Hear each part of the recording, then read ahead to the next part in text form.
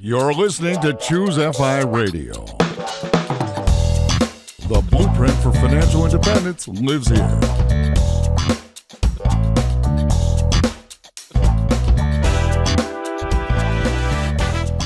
If you're looking to unlock the secrets to financial independence and early retirement, you're in the right place. Stay tuned and join a community of like-minded people who are getting off the hamster wheel and taking control of their lives in the pursuit of financial independence. Choose FI, your home for financial independence online.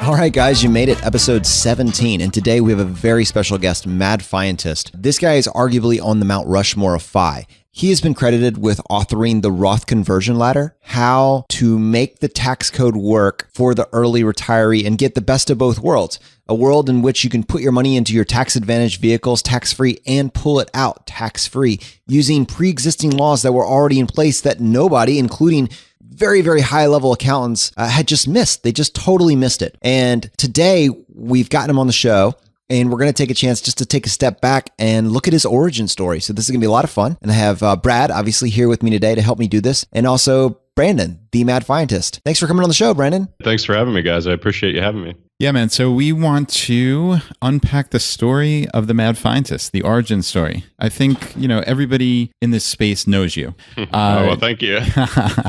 Yeah, you bet. And lucky we become close friends in the last couple of years, met at FinCon a bunch of times, and I've gotten to know you. But I think your readers see all these optimizations. And in my mind, I think of your guinea pig. And how that, is that really Brandon? Is he as optimized as that? And I'd love to just hear your story, to dive into it and say, like, where did you start? Where do you optimize? Where do you not walk the walk? And we'll get into all this, obviously, but that's kind of what I'm looking for, is for you to really share who is the Mad Fientist. Yeah, no, I'm excited to share it. And yeah, you'll have, as you said, we've been friends for years, so it'll be interesting fielding questions from you because you've known me and you've seen me grow and change over the years, I'm sure. Yep, for sure. Another thing that's really cool that I think is a little different is you have 30-something odd podcasts, and most of them are interview-based with different guests, but your content really hasn't been featured on a podcast before, and you've been writing probably more than you've been doing interviews. How many articles do you have now?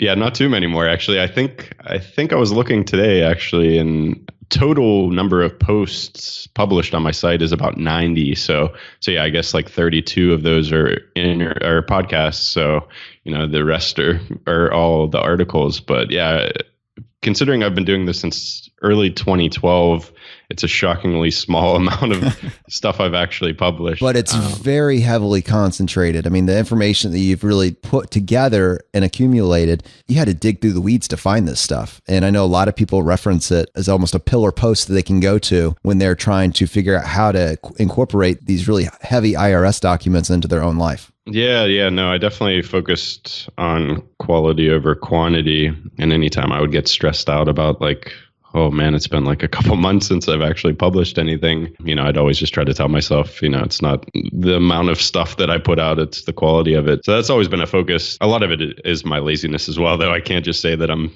sitting here working 40 hours a week, coming up with these like amazing articles. And that's why it's always, months in between publishing stuff. But it's a little bit of both, I guess. So all your tax optimization articles, I think that's where a lot of people know you and know, like Jonathan referenced, you diving into IRS documents. You're not an accountant. You're a computer coding. How did you get into this? I can just picture your wife, Jill, sitting there shaking her head, watching you pour through documents. Like, what does that process look like? How do you get excited about that? So the whole Mad Fientist came about because I thought that, like, I was like everyone else when they stumbled upon this whole world. Like I found early retirement extreme first.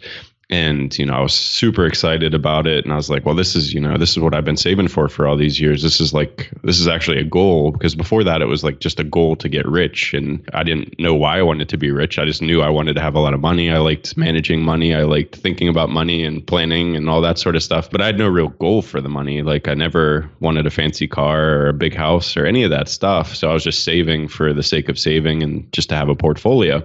So when I stumbled upon Early Retirement Extreme, I was like, oh man, this is exactly what I've been saving for, and this is perfect. So I was super excited about it, but then I knew that there was ways that I could get there quicker if I really put in some research and like dove into some, like, at the time I thought it was going to be like investing strategy. So I was like, oh yeah, if I really spent some time learning about investing and figuring out all these investing strategies, then I could get there a lot quicker. So I was like, all right, well, I'll start a site and I'll write about it. And then the need to publish more posts will make me actually do the research that I know I could do to reach financial independence quicker. So I started researching into that investing route and quickly realized that, passive investing is by far more successful than any other type of investing. And there's a possibility that I could beat the market by actively managing my portfolio, but really the odds are against me.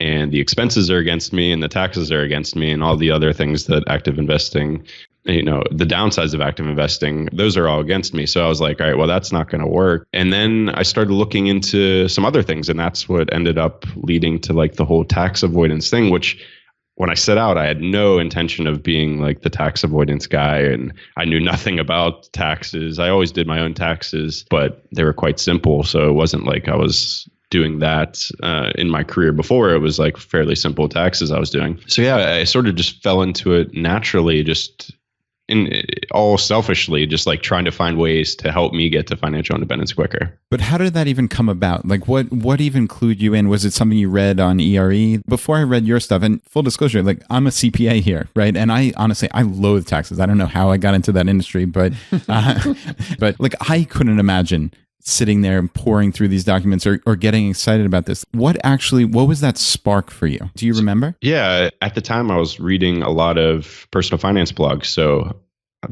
like the first blog I ever read was Get Rich Slowly. And up until that point, I didn't even know what a blog was, which is terrible because I'm a computer science major in college. And you would think that being a computer science major, I'd be a computer geek and stuff like that. But I actually got into comp sci because I was good at math and I liked math. So I was never like a computer nerd, like up all night hacking or doing anything like that. So I really didn't even know what a blog was until I stumbled on Get Rich Slowly. And I was like, whoa, this is just this normal guy called JD, and he's writing all this amazing stuff about his, finances. So that led to a lot of other, sites, and I was just consuming loads and loads of personal finance stuff. So I would read these personal finance things and like a recommendation like, oh, you should do a Roth IRA. I'm reading these things and I'm just thinking, well, yeah, that for the whole vast majority of the world, that makes sense. But early retirees are such a different breed that all of this like standard financial advice that you just read and hear all the time when you're reading personal finance blogs and other mainstream finance sites, it just doesn't apply. So I was always like, all right, I'm looking at this through the very focused lens of early retirement. So all of this stuff that doesn't really make sense, I want to find the thing that does make sense. And so then I just started running numbers and like looking into that would lead to like, well, questions about the tax code. And then I'd have to look into the documents or, do Google searches and hopefully find an article that maybe somebody else had summarized some part of it. But a lot of the time, it was just leading to these tax documents that I had to then investigate. Luckily, it was so focused that at least I had like a goal. So it wasn't like I was just thumbing through like hundreds of pages of IRS documents to find loopholes. It was always sort of like that core idea of this is what I'm hearing all the time. It doesn't apply to early retirement. I'm going to try to figure out a better way, and then it's trying to find the answer. So it was a lot more focused. There's like three things that I'm thinking of as you're saying this. One, Brad was also getting excited about when you said early retirees are such a different breed, and they absolutely are. And all the people that have put all that effort into financial planning, isn't it always targeted to the person that's going to work for 40 or 50 years and retire at 65 and then collect Social Security? Absolutely. Yeah. And you're kind of this front runner. I wouldn't necessarily say you're the first, but you're definitely a leader in this space. And what you did is you accumulated resources for people that were interested in this alternate path that nobody was talking about 2 or 3 or 4 years ago. And you built this repository of resources of specific investing and tax optimization advice that only applied to this little niche that we're in. Right. Yeah. And the audience helped drive a lot of it as well. So like I wrote one of my first, tax optimization posts, and people loved it. And I got lots of great feedback, and I was like, oh, so people are really into this as well, which then led me to like think, well, what else is out there that I could optimize? And then even some cases, one article, somebody would leave a comment and say, hey, have you even thought of this? And then that would lead down an entirely new rabbit hole. And that's how sort of that back catalog of tax optimizations started being built, because you're right, at the time, tax avoidance wasn't even like a buzzword or anything. And there wasn't like, no one had even mentioned or knew what a Roth conversion ladder was, or any of these sort of phrases that you hear all the time now. Like none of that was around. So yeah, it just all sort of came about naturally, which was really exciting for me, because I was learning about these things and, applying them to my own life. So I was speeding up my own journey at the same time that I was helping everybody else speed up theirs. And I want to plug both your audience and our audience with this one. And just because of what you just said, because learning is absolutely a two-way street. And what you've done and what I do and Brad does and most of us in the community is we get an idea and then we explore that idea and we find out more about it. But until someone plants that seed that it's possible or that it's there, it's really hard to get started with it. So your audience jumping onto you, and they are extremely active on your website, leaving those comments. I mean, those comments are incredibly insightful. And so when you leave comments on his site or our site, that isn't just there and just collecting dust. A lot of times it's the inspiration for us to go get a better answer or do research. And that's what Brandon's saying that he basically did, right? That gave you the direction for the next several years. Right. And that's still what I do. So like, obviously now my site has grown so much that I can't reply to every single comment like I used to, which really kills me, because like I said, I've drawn so much inspiration from those comments. So I don't actually reply to many comments at all now, which is terrible, but I would much rather just continue like researching things and more content. But it's not, I don't not read the comments. So I'm currently redesigning my site. And as part of that redesign, I'm also going through every single post. And I'm like, how can I make this better? How can I improve this? And if I can't, is it worthwhile keeping it on my site at all? Should I remove it? So a big part of that process is me going through all of those excellent comments, some of which I've replied to back in the day or even recently, and some of them I haven't, and going through and then diving into some of those questions, either to then add it to the post and make the post even better, or to actually do even more research, because some of the comments are like leading me down new rabbit holes. So yeah, that process is still happening. It's just a bit different now that the site has grown so much. But yeah, that's hugely important. Yeah, and Brandon, I love things that just make me see the world differently than before I read it. And I can definitely point to Jim Collins's stock series is one that literally changed the entire trajectory of my investing life. And yours, with basically not investing in a Roth IRA and then the Roth IRA conversion ladder, those are things that I just reflexively, and this is so pathetic, honestly, to admit this as a math person, but for me, it was always, you hear in the public consciousness that Roth IRAs are the best because down the road, you pay $0 in taxes on it. Right. But I never looked at the math, and I never thought of it from that different perspective of, like you said, we're a different breed. Right. If you can, while sure, it's all well and good to not pay taxes on it down the road, with your method of putting it in traditional 401ks and then controlling the tax on the backside, you can potentially cut your effective rate on that down to 0 or pretty darn close. And I'd love to hear you just kind of talk through that real quick, just for the audience. Yeah, that whole thing changed everything for me as well. So when I realized the Roth conversion was possible, that just opened the floodgates for me as far as like really trying to maximize every pre-tax account that I can. So up until that point, I had been maxing out my retirement accounts, and I had thought of my life in 2 phases. It was before standard retirement age and after standard retirement age. So a lot of times, especially at that point in the whole community, everyone was like, I'm not contributing to my retirement accounts because I'm retiring early. And blah, blah, blah. And I was always like, this is crazy because early retirement contains standard retirement. It's not exclusive. Right. You don't choose one or the other. Early retirement contains standard retirement. So I was always of the mindset like, all right, well, I'm still planning for standard retirement. So, this 403B, which was a nonprofit version of a 401k that I was maxing out at the time. And I'm like, this is fine. I'm maxing this out. And yeah, maybe I'll have too much in there potentially, but I still have to plan for my 65 years to death. So why not use some tax optimized accounts to save for that? So up until I found the whole Roth conversion ladder, I was always like just planning 2 stages of my life, the before standard retirement age and after.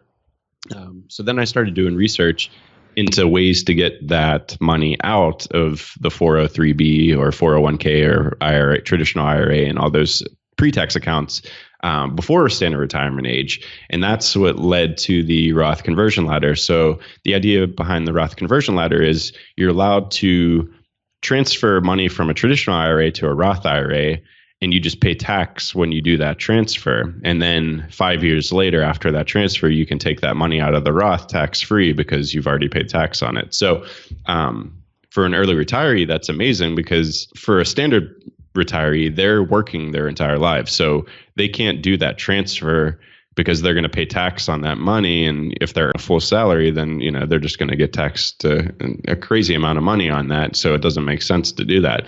But for an early retiree who's, retired at 40, they've got 25 years before they hit 65 that they can slowly transfer all that money over, paying the minimum amount of tax just every year, basing the amount they roll over on how much, tax-free space they have left or how much 10% bracket space they have left or whatever. And they can just slowly do that over years and pretty much get all that money completely tax-free. So it's tax-free going into the traditional IRA. It's tax-free, hopefully, if you plan your rollovers right. And then it's tax-free when you withdraw it from the Roth. So that changed the game for me completely. So I was already doing research into some of this stuff. But as soon as I found out that I could actually tap into that money first, then it was like, all right, what is every single way I can contribute my money pre-tax? And then that led to sort of like all these other strategies like front loading and all this crazy stuff that I eventually started researching and writing about. So yeah, that was as much of a game changer for me as it sounds like it was for you, Brett. So yeah, no, for sure. I mean, that should be an aha moment for everyone out there. And you definitely will have a link in the show notes for Brandon's article about the Roth IRA conversion ladder. So the show notes are at choosefi.com/017. But yeah, just to drill down on that just for one more second, just so everybody understands, it's essentially for the early retiree, you have no income, right? I mean, that's the play here. So the taxable event is the conversion. So taking it from your regular 401k and putting it into a Roth, as Brandon said, that's a taxable event. So let's say you move $40,000 over, you're going to have $40,000 of income on your tax return. But now you have the standard deduction, you have personal exemptions, who knows, you might have child credits or something. Tax rate, your effective tax rate on that 40,000 that you converted is going to be either zero or pretty darn close. So the play is ultimately pulling all that money out at essentially a 0% effective tax rate. Now, obviously, the question that should be going in your head is, okay, what do I do the first 5 years? Because like Brandon said, you can pull that out after 5 years, right, Brandon? That's correct. Yep. Yeah. So I think for the early retiree, it would be to have 5 years of living expenses in your taxable accounts, or at least this is how I understand it, is to have 5 years of living expenses in your taxable accounts, and you draw that down over that first 5 years, all the while each year you're doing this conversion. So then you get to year 6 or whatever it may be, year 5, however we want to call it. And each subsequent year you have that conversion from 5 years in the past, which again, you've paid essentially zero in tax on. So on a traditional 401k, you paid nothing in tax up front and you're paying essentially nothing in tax when you pull it out. So, I mean, that is a remarkable thing. I mean, that is a true game changer. So Brandon, thank you. Oh yeah, no, it was just as like I said, it was as much of a game changer for me as it was for everyone else that read it, and yeah, it just completely changed everything. So I was very excited to figure it out. The one thing that y'all haven't mentioned, though, is how does that come into play with the 10% penalty when you're withdrawing your money before you're 59 and a half? How does that work into that picture? It's there's no penalty. So if you wait the 5 years, there's no penalty because you can take out contributions to a Roth at any time. So that's if you the crucial word. Sorry to interrupt you. It's contribution. So yeah, everyone remember exactly. that. So the contributions to a Roth you can take out at any time. So I could pop $5,000 into my Roth IRA right now, and then tomorrow I could take it out and not get penalized because that's with post-tax money. So the conversion is different. Obviously, you're converting it, so it's not an actual contribution; it's more of a conversion. And the rule there is you just have to leave it in the Roth for 5 years, and then you can take it out. So yeah, no penalty at all if you wait the 5 years. And that's why, as Brad said, you build this ladder. So you can either do it two ways. You could do it, just like taking advantage of the lowest tax rate. If you don't actually need that money, then you could just every year you could convert as much as you want tax free, and then that's fine. But if you need the money, then convert as much as you need. So if you know in 5 years you're going to need $40,000 a year, then every year you just convert $40,000. You're going to maybe pay a little tax on it, but that's going to be $40,000 that you can then take out of your Roth IRA every year if you continue rolling it over. And yeah, it's completely penalty free. Yeah, that's really, like I said, absolutely crucial. So hopefully everyone is really taking this in. So Brandon, I want to actually just kind of go back and go back to your origin, if you don't mind. So one of the things that we talked about with Justin from Root of Good was kind of like hacking college and the decision for college. And I'd be curious, and I don't know the answer to this. You might not have an interesting story, but I'd love to hear, like, did frugality come into play with your college decision? Did you do anything that's especially interesting to save money or to not come out with debt, or did you come out with debt? I'd just love to hear it. Well, it wasn't actually. Luckily, it was due to not getting in my first choice school, which is awesome. I'm so happy that happened. So, I got denied. Best thing ever. Yeah, it wasn't great at the time, but looking back on it, it was. So I applied. I was in North Carolina at the time. And I'm originally from Pittsburgh, Pennsylvania, but I'd moved to North Carolina in 8th grade and went to high school down there. So for college, I applied to UNC Chapel Hill and Duke. And Duke was my first choice school. But I don't know, maybe some people in the audience know that Duke is a private school and UNC Chapel Hill is a public school. And I think the tuition difference was crazy. I think Duke was over $25,000 a year at least. And then UNC was like right around $5,000 a year because I had in-state tuition. So I applied to both, but I had my heart set on Duke. And then I got waitlisted at Duke and I got accepted to Chapel Hill.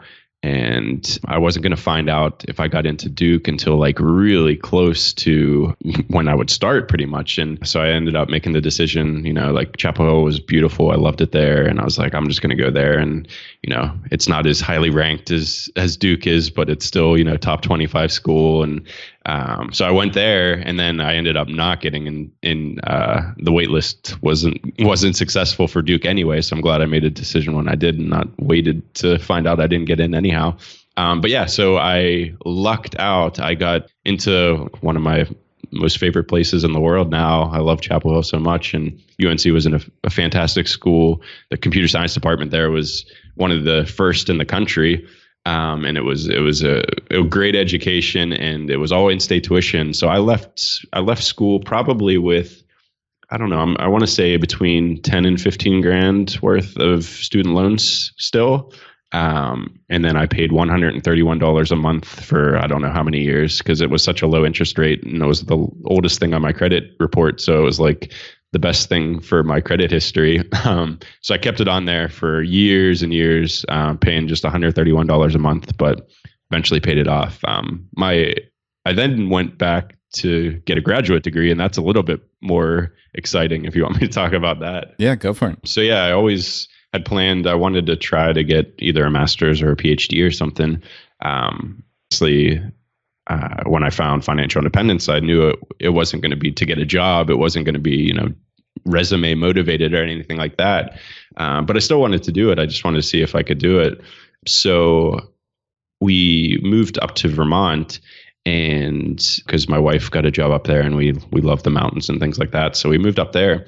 And when we moved up, I realized that we were living like within 15 minutes from an Ivy League university. So I was like, man, that would be sweet. Since I didn't get my fancy Duke degree, I could get, Nice. get an Ivy League diploma from another good school. So I was like, I wonder if I could do it for free if I'm an employee. So I started looking into it, and it was like, yeah, if you work here for a year, you can get a free master's, and only a certain number of programs you could take. But yeah, you could get a master's. And so at the time, I was working remotely for a Boston company.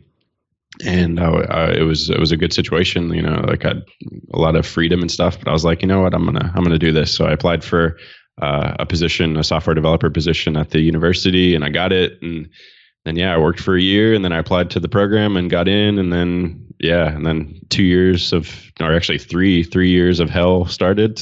And then Sign me up. Yeah, exactly. If I remember going there and working for that first year, and I'm like, why isn't everyone getting a free Ivy League degree? This is crazy.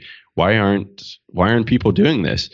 And then like 2 weeks into the program, and I was like super stressed, and I had so much work to do, and I still had a full 40-hour week job. And I was like, this is why nobody's doing it. Like, they're not stupid like me. They're not taking this crazy thing on. So it was pretty miserable, but now that I've done it, I'm glad I did it, and it was actually pretty cool. So so that was completely free. Besides some taxes, they tax you on the education benefit. But it was a free master's. So that was a little bit more of an interesting story than my undergrad anyway. Yeah, that's definitely a hack that you pulled off there. There's definitely different ways of doing it, isn't it? I mean, but I think the big thing is college is changing. The value of college seems to be rapidly changing. And to our audience, in this rapidly changing environment, you need to be asking these questions. Do I need to go into 6 figures of student loan debt in order to get a job? And if I decide to make that choice, what career path will align with my ultimate goal? Does this make sense? So it's always nice to hear a case study like yours where, you just did it a little differently. The kids in my program that were getting a master's, and they were paying like $45,000 a year to get this master's degree. And they were right out of like getting their bachelor degree, which was also like 6 figures worth. It's just absolutely crazy. And like, I really enjoyed the program, but it was like, I couldn't imagine what kind of job the program would prepare you for. It was like a Master of Arts and Liberal Studies, which was a complete 180 from what I had done in undergrad, computer science. And it was great, but it's like, what are these kids doing? They're getting so much debt, and the job prospects from that debt are just not that great. So I completely agree. I think the education landscape's changing so much. And even for computer science, like I came out of there, even though it was a great education, like I came out of there being able to explain algorithms and, theoretical stuff, but it was like, am I actually going to be able to build stuff? Like we built a lot of like programs and things like that, but you could have easily, self-taught, which a lot of my colleagues in my career were self-taught, and they were great developers. So I think the whole brand name education isn't as important as I thought it was when I was younger, and especially after completing an Ivy League supposedly prestigious thing.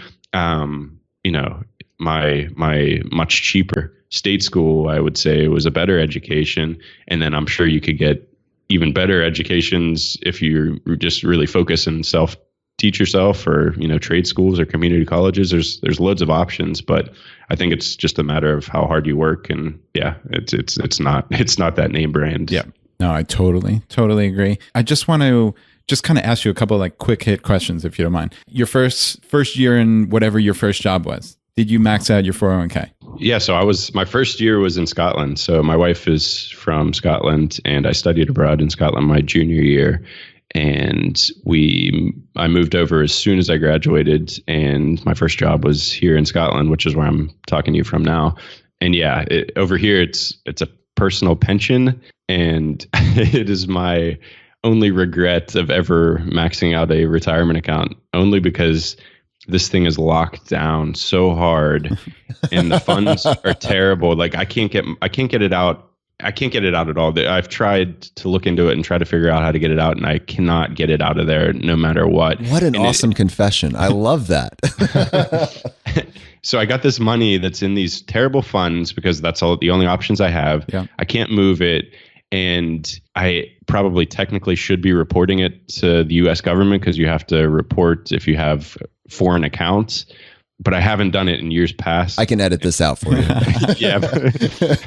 Well, that's why I'm still anonymous, so I can share some of this stuff. But yeah, the rules are different. Like I read some things that say personal pensions, you don't have to, since it's not actually money. Like it's going to be a defined benefit, I guess, when I hit some certain age. So it's not really money. But anyway, so it's this big stress, this headache, and it's not even worth it. So yeah, so I did max it out, but that's my one regret.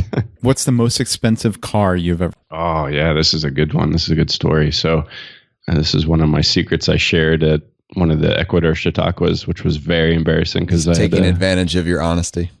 Yeah, well, it was at these Chautauquas. You like introduce yourself. It's like a truth and a lie, or two truths and a lie, or something like that. And one of my truths was this, and Mr. Money Mustache was right over across the room, and he was staring at me. And I felt you got a truck.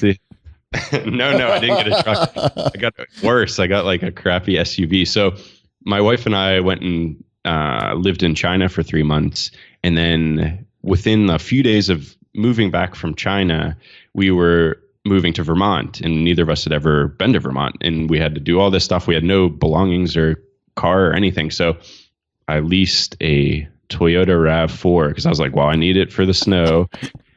I don't have time to look into like used cars because up until then I'd only ever had used cars. I was like, I don't have. I just want to put this in perspective. You leased a 14 mile per gallon SUV. I just want to clarify. Yes, that's exactly right. That's awesome.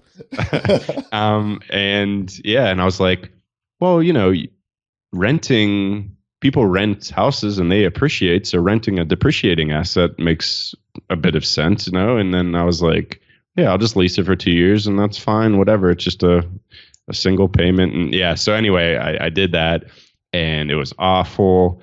It was a really nice, whatever. It was a nice car and it handled the snow okay. But yeah, those payments were stupid. And then just handing it back to the dealer was stupid. And so yeah, besides that is that's the newest car ever because it was brand new. Every other car has been at least, I would say, 10 years old. And right now we own a 2006 Honda Jazz, which is like the UK equivalent of a Honda Fit, which is now my favorite car. And I think that cost $3,400, and we bought it a few years ago, and it's been fantastic. What do we call that in the fire community? An Econo hatchback? Is that the class that it fits into? Yeah, exactly. So so I have a little redemption there, but yeah, that was such a bad move. But what do? You live and you learn, I guess. Write a blog post about it. I know. Yeah, I have a blog post that's been in my to-do list for years, and it's like all the stupid mistakes I've made because sometimes I think, obviously I'd put all of my like finely tuned ideas that I've thought long and hard about and edited and all that stuff on the blog. So I don't want people to think that I'm just like, done everything right financially. There's so many stupid things I've done in the past. So one of these days I'll get around to writing that article. And nice. Yeah, that was actually my next question, which is going to be like instances where you like don't walk the walk or optimize things. Obviously we all make mistakes, right? So I don't expect you to list out every single mistake you've ever made, but like, does anything jump to mind like where you don't walk the walk of the FI community or your advice even? Absolutely. Yeah. My biggest, and this is something I still struggle with even today on my to-do list, I say I have invest in VXUS because I want to increase my international exposure to 15%. So this is in my to-do list to do today. And yet I'm looking at the market and it's up, and VXUS is up, and it was up yesterday, which is why I didn't do it yesterday. And it was down the day before, but I was like, oh, it's going to go down further. And it didn't. And it's just been going up since, and I still haven't invested. So market timing for me is such a huge problem that I can't solve. And I solved it for a bit, and I set up automated investing for my taxable account. And then I canceled it stupidly because I was like, nah, I don't want it too high. I don't want to keep investing in this.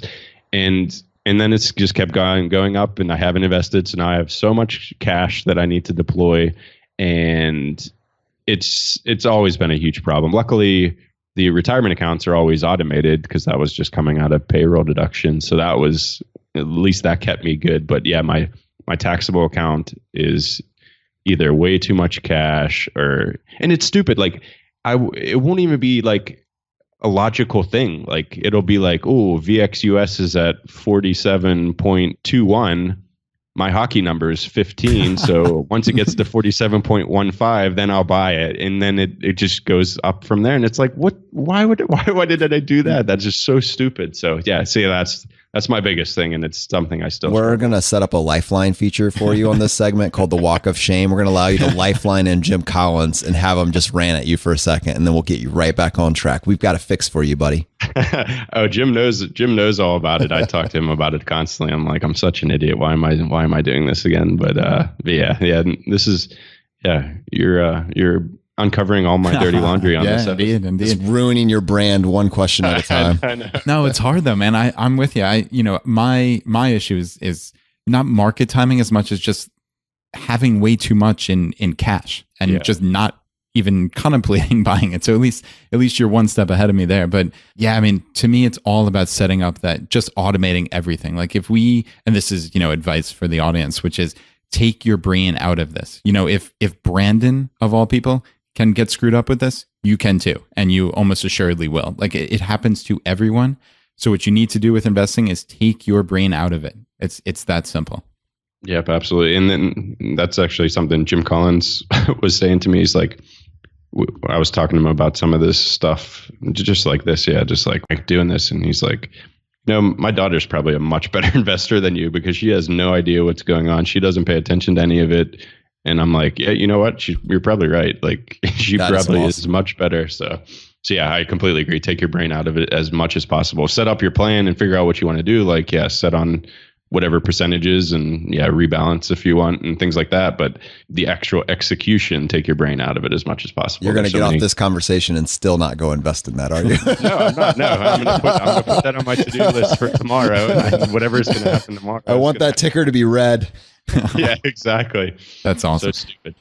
So Brandon, is your investing, is it almost exclusively index funds? Like, I mean, do you have anything else that you invest in, I guess, real estate or anything else that might be a lending club or something interesting like that? Or is it, and I don't mean to say that index funds are not interesting, but that would be the optimized advice, right? Is buy on a regular basis on index funds. Like Jack Bogle says, wake up 50 years from now and hope to have a cardiologist next to you when you open up that statement. Is there anything that you're doing that's a little different or something that you do that might not be optimized, but you just enjoy? Nope. I'm pretty good at that. So I am fully in index funds, way too much cash. Like I said, I'm currently at 10% international stock market index fund. I want to get to 15, and everything else is in either the total stock market index fund or the 500 fund. And the only reason I'm in the 500 fund is because I did some tax loss harvesting.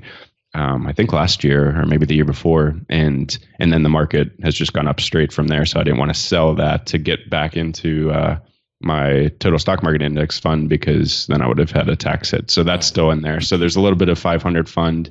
And then to balance out the overweight in the large caps with the 500 fund, I have a small cap tax size small cap. I forget what the ticker symbol is, but it's just a Vanguard index fund as well. So I have a little bit in that, and that's in my Roth because, that has more potential to go up more. Obviously, having that in my Roth, that's going to be tax-free when I bring that out. So that's it. And that's cool. No real estate. We currently rent a furnished place. We literally don't own anything, pretty much. And so no real estate. Own 2 houses in my life, but I'm a happy renter again, and I will be for the foreseeable future. So, and no lending club. That freaks me out. It's just like, actually, your business partner, Brad Alexi, he has an amazing post on Miles Dividend MD. Talking about his thoughts on Lending Club, which I completely agree with. It's the best post I think about Lending Club or any of that P2P lending. And it's like a junkier junk bond that's less liquid and higher fees and all this really bad stuff about it. So I don't touch that at all. Yeah, and we actually chatted about that on your podcast a little bit. And, it's funny, as I was the one who sheepishly said, yeah, I have a little bit of money in Lending Club. It was not a tiny amount, but 15 or 20K. And since that conversation, actually, it has been just tanking. I mean, it's crazy. So Oh, really? Yeah, I mean, it's unbelievable. The defaults, and this might be like a canary in the coal mine for the larger economy or something, but defaults have gone up huge amount in just the last year or so, to the point where my overall annualized return was like 9 and change, or it might have even been over 10 when we talked, and now it's down in like the low 6s. So I mean, it's just plummeting. So yeah, I mean, as loan repayments are coming in, I'm pulling it out of there and not reinvesting. So yeah, I'm getting out of Lending Club. But so I kind of wanted to ask you about how you've seen yourself evolve just psychologically as you've gotten closer to FI, and now that you're at FI and not working. And if I could just put a little kind of sidebar story here, since I do know Brandon so well. I think literally the very first time I met him was in New Orleans at FinCon. And we went to the famous place, the Café du Monde. And I think we had these little donuts. They're called beignets. And literally an order of these things are like $2.45 or something like that. And first time I ever met Brandon, and just knowing him from online, him and his wife Jill are across the table from me, and they literally split an order of these things. So I'm like, man, these things are so delicious. You can pop them in like 2 seconds. And here they are eating 1.5 beignets each. And I guess kind of fast forward to last year at FinCon, and we were out in San Diego, and we went to Stone Brewery for lunch, 4 of us or 5 of us, I guess. And you guys each had a nice expensive entree and beer or beers, and it just struck me that you're changed, and not fundamentally as a person, but you've kind of relaxed a little bit with your finances. And I'd love to kind of throw it over to you and just say, like, how have you noticed yourself evolve over the last handful of years? Yeah, no, I completely agree. I think I've changed dramatically, but I also think old habits die hard. So back in the day, and probably around that time we were in New Orleans, like I was so hyper focused on reaching financial independence that like nothing else mattered. And it was really bad. There's an article on my site, Happiness Through Subtraction, where I talk about this, but I didn't realize it, but I was getting depressed. Like we were living in Vermont at the time, and I was really, we had this really nice house on 5 acres and stuff, but we were in the middle of nowhere. And this is also the time that I was getting my master's, and the blog was starting to take off, and I was taking up a lot of time, and obviously I was still working. So I was really busy, and all I wanted to do was save money. So like anytime like an opportunity for fun would arise, like sometimes I would do it and then I would just be miserable. And then I'd be like, well, why am I doing this? I could be at home, like either getting homework done or writing a Mad Fientist article or whatever. And I'd be saving money. So for 2 years, I really isolated myself, which then isolated my wife because she's Scottish and here she is in a foreign country, and we're in the middle of the woods, and all her husband wants to do is like read tax documents and things. So it wasn't a good situation at all. And yeah, I definitely went into the deprivation area, which was bad. So finally, my wife was just like, what is going on? This is not, we can't live like this anymore. Like, you're miserable. I think you're depressed. And I didn't realize that at the time. And she's like, I'm not happy because, we don't do anything, and you're not happy. I'm not happy. So once she said that, it like sort of snapped me out of it. And I was like, wow, yeah, this has actually gotten pretty stupid. So we said, all right, let's just sell the house. Let's get out of here. Let's go back to being closer to friends and family. And we did. So then during this like sort of not downtime, but like depressed time, I hit my number and I wasn't any happier at all. And I was like, well, shit, I've been, planning for this and putting off happiness until I hit this goal. And now I hit it, and it's like nothing's different, which looking back on it now is like obvious. Yeah, of course, an extra $1 in my bank account on a screen, the number on the screen is not going to instantly make me happy. But at the time I was like, well, this is awful. This is terrible. I guess I'm just not going to be happy or whatever. So anyway, hit the number, and then we decided we're going to leave, and that's fine. And then my work asked me, I handed in my notice. I'm like, hey, I'm going to Scotland, so this is it for me. And I didn't plan on getting another job because, I'm financially independent. And they asked me to stay on remotely. So I was like, you know what? Our house hasn't sold yet. This is going to be maybe a complicated moving back overseas. I was like, that'll make me less stressed, because at the time I was like, pretty much right at the FI number. It wasn't like loads over anything. There wasn't a lot of buffer. And I was like, yeah, this is good. I'll just keep working remotely. I don't want to have to wake up early. I won't have to commute. I won't have to go to these meetings, all the stuff that I hated about work. I was like, I won't have to do that. I can just code, which I love writing code, and that'll be great. So I did that, and I ended up doing that for 2 years. So, we moved back to Scotland. We're a lot happier already just off the bat because, we're actually doing fun things with our friends and family and seeing people and interacting with others. But I also was working when I wasn't expecting to. So after about, I don't know, maybe half a year to a year of doing that, I was like, you know what? I'm just going to let loose. I'm going to not worry about money for the first time in my life. Because like I said before, I've always been frugal and I was always saving money. And I'm like, you know what? I'm not going to worry about it. This is a whole salary I didn't expect to have. So I'm just going to go crazy. So we went crazy. We spent 3 months traveling. I told my work, I was like, hey, I'm going on a 3-month trip, so I can either come back when I'm done or not. And they said, yeah, come back. So that was good. And we went on a 3-month trip and we were eating out 3 meals a day. Fair enough, we were in Southeast Asia for most of it, so it was quite cheap. But we were still, even when we got back to Edinburgh, we were like, it was a new city to us. So we were like going out and having drinks and going out and checking out the local restaurants and all that sort of stuff. So we did all that for a year, and it just felt like I was just throwing money away, just crazy. I tallied it up just like I do every year. And I think between the two of us, my wife and I, we spent $35,000, which I guess we normally fluctuate somewhere between 30 and 33, maybe even 34 the year before. I'm not even sure. It was so insignificant, the dent that it made in our actual overall spending, that it was laughable. And wow.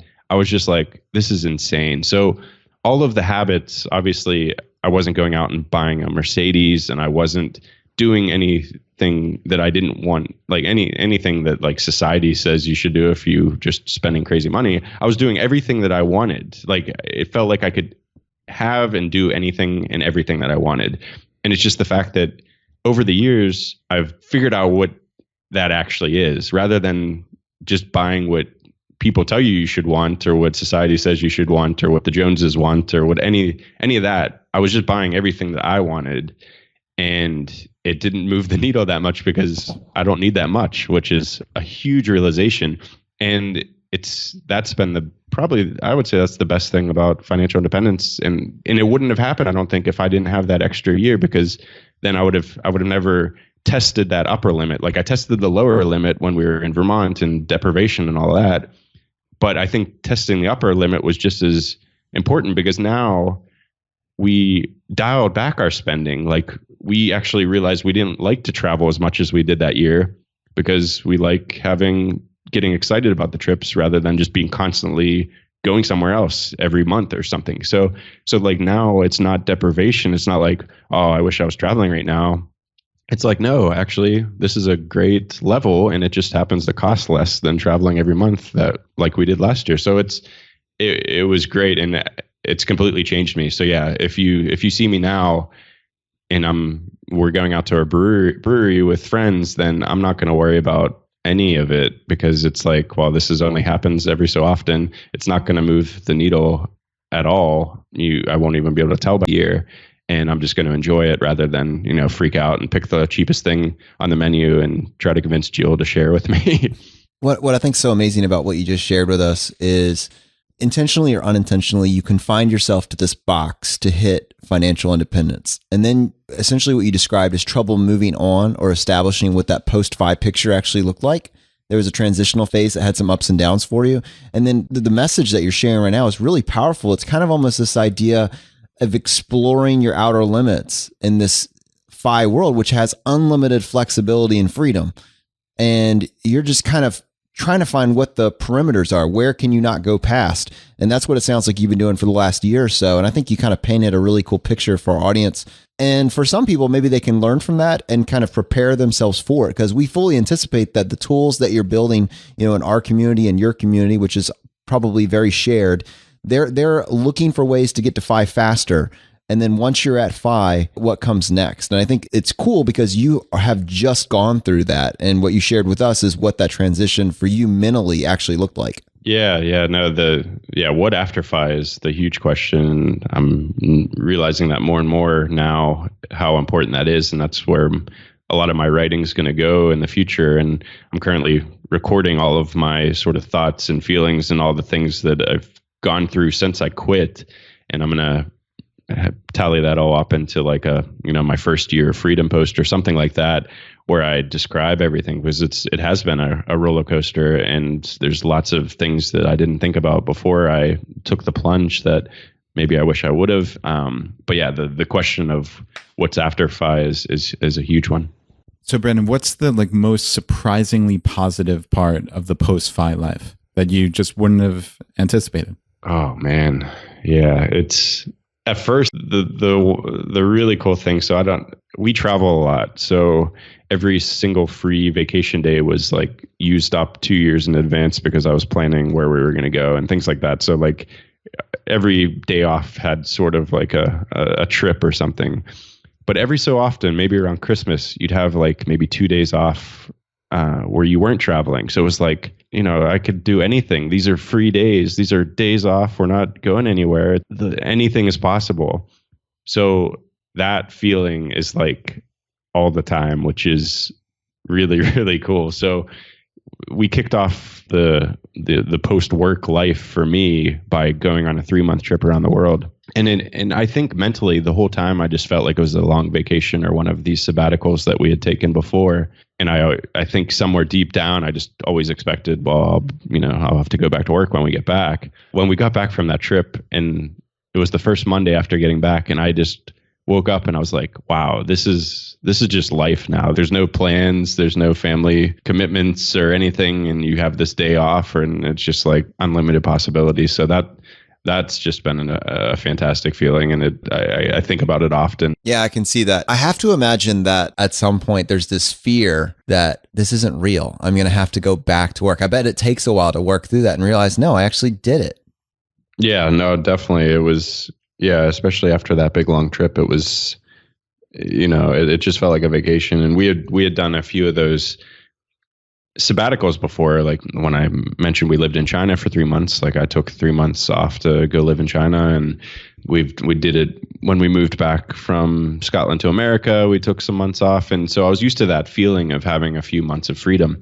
And yeah, it was totally, when I got back, it just felt like I was just going to have to go back to work. And even though that was months after I quit, it still felt like, yeah, all right, I'm back to work. But yeah, that first Monday when I didn't have to go back, and I just had all of these things that I had wanted to get done, and I could just start making progress on them, it was just a fantastic feeling. I think what's been really amazing about this podcast that we just did today, basically all the podcasts that you've done that have been very well received by everybody that's interested in the FIRE community, but they've all been focused on other people. And I don't feel like you have ever gone into this level of depth about the human element to your own personal story, which is so interesting. So I appreciate you being willing to explore your story with us, both your wins and then also maybe where you strayed away from the path a little bit. Yeah, no, it's been a pleasure.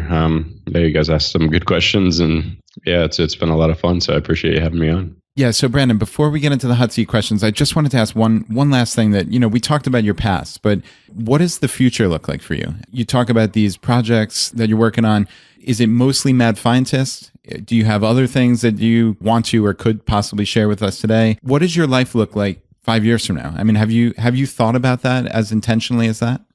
Yeah, no, it's something I think about a lot. And when you have the freedom to do anything, you start thinking about, what do you want to do with your life? There's some really deep questions that, most people don't have to face until they're, maybe in their 60s or 70s, because most people are just on the standard script. They're on the treadmill. They're working, they're getting married, they're having kids, they're, doing all of that.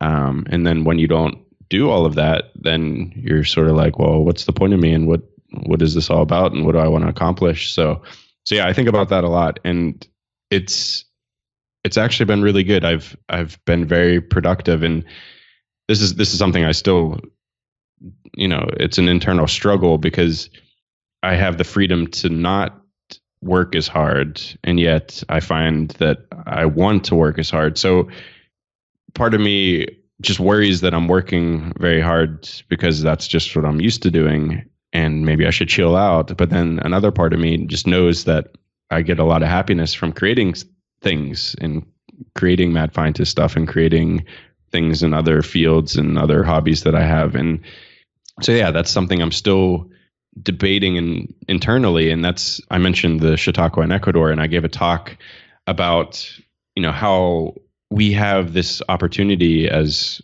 early retirees to do anything and do anything really well. We could, if we wanted to be a PGA Tour golfer, we could literally practice all day, every day. Not literally. I don't usually misuse the word literally. Like I think I did it twice this time, and I don't usually do that. I was happy with your use of it. Go for it, man.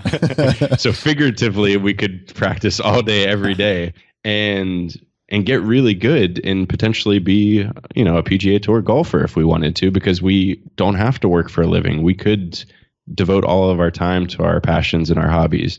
So my talk was sort of focusing on like how to actually master things and how to become the best at these things. And in the talk I had mentioned, I was like, I have the ability to not work so hard, but I have this drive that I want to, work as hard as Elon Musk and do like some incredible things.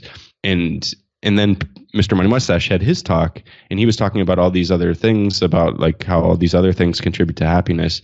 And I asked him a question. I was like, obviously you saw my talk, and I'm really wanting to work hard at all these things that I'm passionate about, and I want to make a lot of progress on these goals that I have. And I think Elon Musk, he doesn't have a very balanced, happy life. And how do you like reconcile that? And how do I, not just waste my freedom that I've given myself and just be constantly working? And he's like, you have to focus on these other things like community and health and family and all of these other things that contribute to happiness. And he's like, you know what, you can be Elon Musk if you want, but just do it for a few hours a day and still focus on all those other things. And that was like a eye-opening thing for me. I was like, yeah, you know what? Like I can dedicate all this effort and time, but I just don't have to do it all the time. I can be Elon Musk for 2 hours a day, which is a tentative blog post that I'm hopefully going to write one day once I get around to it. But yeah, so that was a big eye-opening thing for me. And that's something I'm trying to focus on, is like, yes, I can devote, focused effort to these projects that I really want to accomplish and complete, but then I can relax and just like cook dinner with my wife and just like watch a show on Netflix or something and read for a couple hours before I fall asleep and things like that. So my life has very big defined goals. Mad Fientist related, yes, I want to really curate my content a lot more, since I've been writing for 5 years now. It's, not structured like I would have structured it if it was a book. So I want to like find ways to let people read my content easier if they're just stumbling upon my site for the first time. I also want to write a lot more software. I love writing custom software because I love writing code. So a lot more Mad Fientist software, either travel related or financial related stuff. And then, yeah, just a lot of actual passion, creative projects that I want to try to tackle that are very intimidating because, I think I've put them off so long in my life because I'm worried that I'm not going to be good at creating something like that, like more creative space, like music and things like that. And I've put it off because there's always something else you can focus on, earning money or hitting financial independence. But now it's like, well, it's time to put up or shut up. So I'm spending a lot of time in more creative fields as well. So. All right. Well, have you heard our hot seat segment yet? I haven't, no. Oh, gosh. You're in for a real treat. I am so excited for you. All right. Hold your breath. Try not to laugh. Okay. In a world drowning in debt and rampant consumption, trapped by the chains of lifestyle inflation, these questions highlight the secrets of those who have broken free. Welcome to the Choose FI Hot Seat.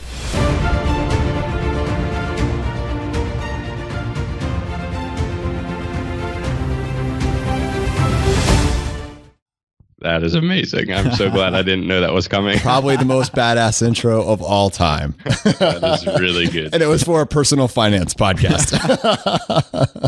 That is fantastic. Yeah. I was always proud of my intro music for the just absolute ridiculous dorkiness of it for my podcast. But that is. We need to win some sort of Campy award. I mean, I want a trophy somewhere. We're excited to get a chance to introduce you to this and get you to answer some of these questions. Nice. I'm pumped. Yeah, let's do it. All right. Number one, your favorite blog that's not your own. Oh, man. Well, I have to. I'll give you a few. So Get Rich Slowly was the first blog I ever read, like I said. So was amazing. I love JD's work. So his Money Boss site is great. His writing is just fantastic. So a long-term favorite. And then Get Rich Slowly is what introduced me to Early Retirement Extreme, and Early Retirement Extreme changed my life. Obviously, that just set this whole crazy path in motion. So those are two long-term favorites, but I really don't read as much anymore. Like I mentioned just previously, like I'm really trying to focus on creating stuff. So the more I consume, the less I create, but there's still a few that I still read. And anytime Mr. Money Mustache puts out a new post, I know he's got something interesting to say. So I'm always excited about that. Wait But Why is a great one. Just loads of varied stuff there. And then I don't know if you guys are familiar with this one, moneylab.co. I used to read a lot of like business and small business and entrepreneurship blogs, but then I just pretty much gave them all up just because I don't care about all those money making opportunities anymore. But Money Lab, it's Matt do you know how to pronounce his name, Brad? I think Giovanisi. Is that right? Yeah, Matt Giovanisi. I think so. He does all these just really cool experiments and he documents them all. And it's just like so much good information, and you just follow along as he's doing it, and it's fantastic. Like I'm addicted to it. So those are the three that I currently consume anytime something new comes out. So that's great. Now we had someone else mention Wait But Why, which I hadn't heard of before. Yeah, Carl from 1500 Days was on, and he mentioned that. And I recollect Paula from Afford Anything. She mentioned that on her podcast as well. So that's very interesting commonality. Yeah, he puts a lot of research into his stuff. He's got a really good sense of humor, and he just dives really deep into a lot of interesting topics. So yeah, I love it. He's the man. Tim Urban. Let's see. Question number 2, your favorite article of all time. All right. This is going to have to be a post on Get Rich Slowly that was a book review of Early Retirement Extreme because, like I said, Get Rich Slowly pointed me to Early Retirement Extreme. And I did a Google search because I was like, when did I find out about this whole crazy world? And it was back in May of 2011. And it must have been JD's book review of Early Retirement Extreme. And that did everything. And that just changed the trajectory of my life. So that's going to be the one. Yeah, that's very cool. And it's funny because one of JD's articles changed the trajectory of my entire life as well. He got me into travel hacking. He wrote an article about 5 or so years ago about the British Airways Visa card. And it was when there was a 100K bonus. I'm sure you probably remember that. And that was the very first card I signed up for. And what's funny is when we were down at Camp Mustache in Florida, JD was there, and I gave a speech on travel hacking there and got to kind of actually teach him how to use the British Airways miles. I mean, how amazingly full circle is that, right? And like that is incredible. Never used them. Created a post, taught millions of people how to use them, and then they were still sitting in the account. But yeah, it's I just read a recent Money Boss article, and he mentioned that. He's like, I signed up for this card way back in the day. He started typing that as he's listening to Brad. I was sitting next to him. He started typing that as he's listening to Brad teach him how to use the points. No way. Yeah, true story. So weird. Yeah, it's so weird. Like I've met JD a few times and we've hung out, and it's still surreal to me. Anytime we're hanging out, I'm like, this guy has really changed the course of my life in so many ways. And here I am hanging out with him. And then he was even wearing a Mad Fientist shirt, and I was like, this is insane. He wore it every day of camp, man. I met him for the first time in this past January, and he is just a genuinely awesome person. Oh yeah, fantastic. Yeah, he's such a cool dude. So yeah, it's a pleasure to know him now. But yeah, it's just amazing how much he's changed lots of people's lives, I think. Yeah, and I'm sitting here wearing my Mad Fientist shirt, actually, Brandon. You'll be happy to hear. Nice. And we're going to get you a Choose FI shirt. We're going to pick a nice material. I know you care about that. Fantastic, yeah. We'll have to take T-shirt notes. quality has to be high. We've been asking people different life hacks, and what we've basically found, the key to clothing, if you're in the fire community, is to be guest on different people's podcasts. So we're just going to keep that theme going. Nice. All right, buddy. Favorite life hack? So, favorite life hack. Travel hacking, obviously. I'm a big fan, just like Brad. But I think it's going to go back to figuring out what makes you happy. Because like I said before, being able to feel like you can spend on everything and anything you want is just a hugely empowering thing. But obviously, you don't want to go broke. So really figuring out what makes you happy, and it changes. It really, like, something that made us happy 3 years ago doesn't make us happy today. And you always have to be, constantly assessing it. But, having your finger on that pulse is hugely important to not only being able to hit financial independence, but being able to be happy, once you do. So very cool. Number 4, your biggest financial mistake? Ooh, so this is something we didn't even talk about, but is definitely my biggest one. So we immediately out of college, I moved to Scotland to be with my girlfriend, now wife, and we thought we were adults, so we're like, all right, well, the first thing we have to do is buy a house. So we got a 95% mortgage and then borrowed the rest of the money from Jill's parents. So to buy a car so that we could get to work and to, cover the other 5% of the mortgage for the house. So anyway, so we had this house and we did it up over 2.5 years, and we did really well. We made over 50% in 2.5 years, and sold it right before the whole world collapsed in 2007. So at that time, the exchange rate was really good from US to UK. So we got like 2.097 for all of our pounds, and we were going to do half and half transferred to the States and then half just invested in the UK. But luckily the exchange rate was so good, so we did more than half to the States. And then the other half, I wanted to invest. And I was like, all right, I'm a big shot now. I want to invest in stocks. This is finally, I can have my portfolio that I always wanted. And so I was like, I don't know what the hell I'm doing though. So I think I just searched the internet for financial advisor, called some dude randomly. He came over to the house and was giving it all we'll go out golfing and, make me feel like a big shot. And then he put me into some mutual funds. He pretty much just picked the 5 that had performed the best over the last year. And he's like, look, at these things are amazing. Look at all the money they're earning. I was like, okay, that sounds good. And then he put it in, 20% in each. And that was it. And then he disappeared right off into the sunset. And then 2008 happened, and, it got cut in half, less than half, pretty much within, a few months of us investing it.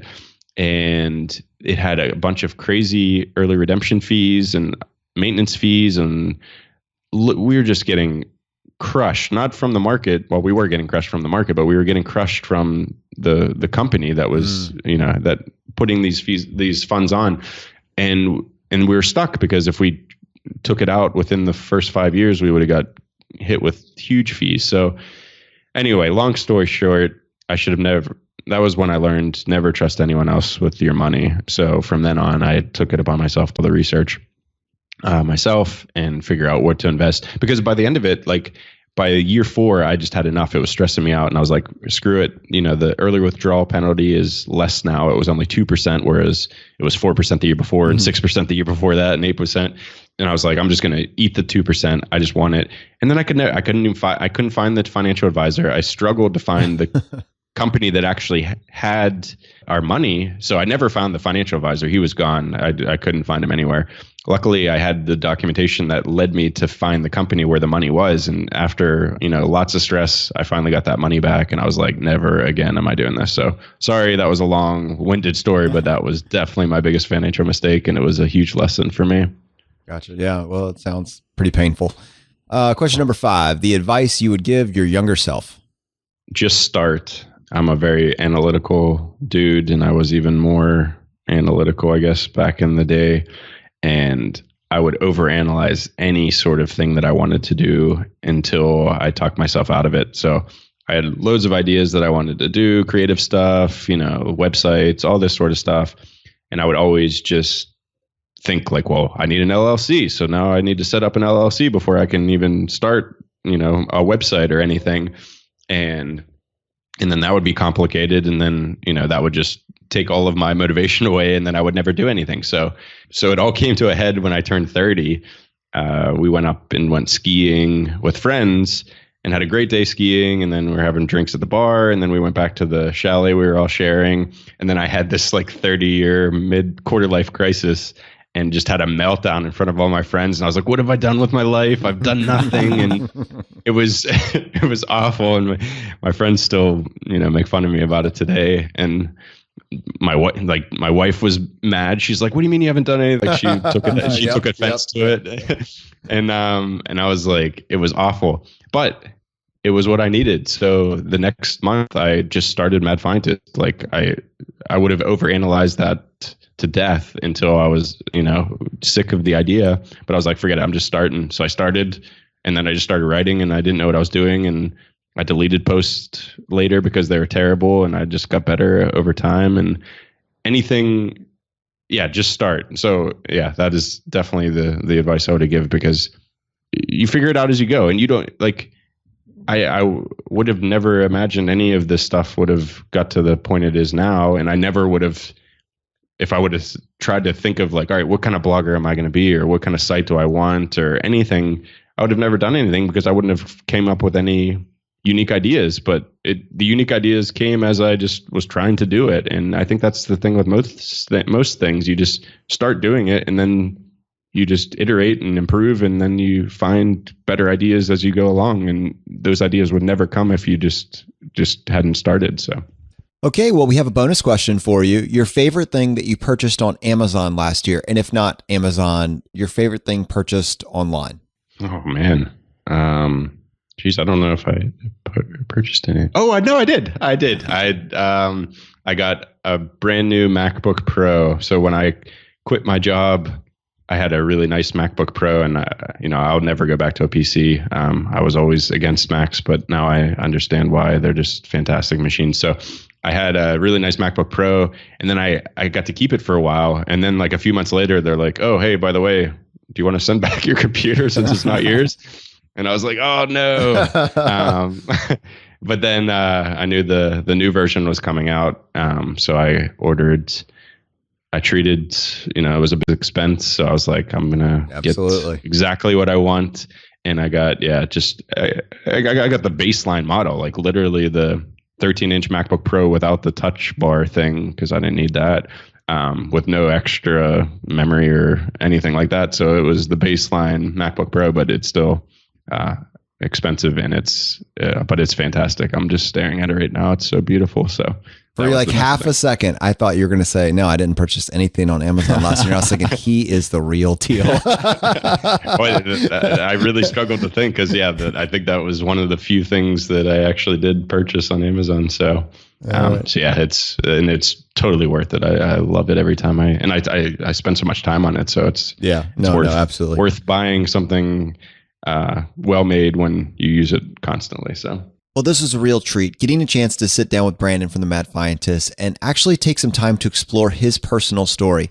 So much of what he does is focused on the resources and the tools that are available to the early retiree. And many of us in the FI community recognize the value that he's bringing to the table. But I don't think that we've spent enough time actually exploring his personal story, the human element, and how the things that he's really good at and the things that he struggles with has led him to the place where he is now. And I think that taking some time to actually explore that and learn from it is useful in and of itself. So I hope that you enjoyed this kind of behind the scenes look at what drives the Mad Fientist, this origin story, if you will. And if you want to connect with the Mad Fientist, definitely go to his website, madfientist.com, MADFIENTIST, and also follow him on Twitter at Mad Fientist. And for those of you that were new to the Mad Fientist or were introduced to the Roth conversion ladder for the first time today, If you're very interested in that topic and you want to know exactly how it works and have someone break it down for you, we are going to do that on the episode that's going out this Friday, which will be episode 17R, our Friday Roundup.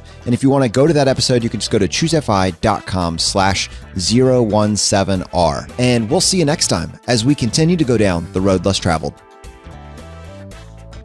You've been listening to Choose FI Radio Podcast, where we help middle-class America build wealth, one life hack at a time.